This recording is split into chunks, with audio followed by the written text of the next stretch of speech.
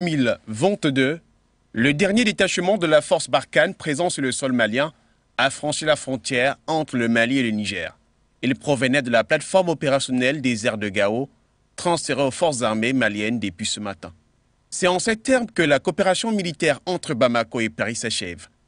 Engagée en 2013 aux côtés du Mali pour faire face à la menace djihadiste, la force française Barkhane, la plus grande opération militaire française à l'extérieur, n'aura finalement fait que 9 ans sur le sol malien, puisque son départ avait été annoncé le 17 février 2022 par le président français Emmanuel Macron après l'enlisement de la coopération entre Bamako et Paris.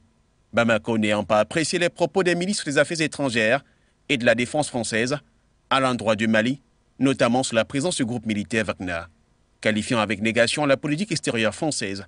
Il y a quelques mois déjà, certains soldats de l'opération Barkhane avaient amorcé le départ, mais une partie restait encore à la base militaire de Gao dans le nord malien. Toutefois, depuis lors, le peuple malien n'a cessé de scander le départ de la France du Mali. Une question qui a finalement trouvé sa réponse à travers un communiqué de l'état-major des armées françaises, rendu public le 15 août 2022. Comme raison, le communiqué précise que ceci est conforme à la décision du président français du 17 février 2022. Le communiqué précise à la fin que la profonde transformation de l'opération Barkhane ne se réduit pas à la fin de sa présence sur le territoire malien, laquelle se déploie toujours sur le Sahel. Avec un effectif de 5000 hommes engagés en 2020, Barkhane a essuyé la mort de 53 soldats. Son retrait définitif de la base militaire de Gao dans le nord du pays va réjouir à coup sûr les Maliens. Et voilà qui referme notre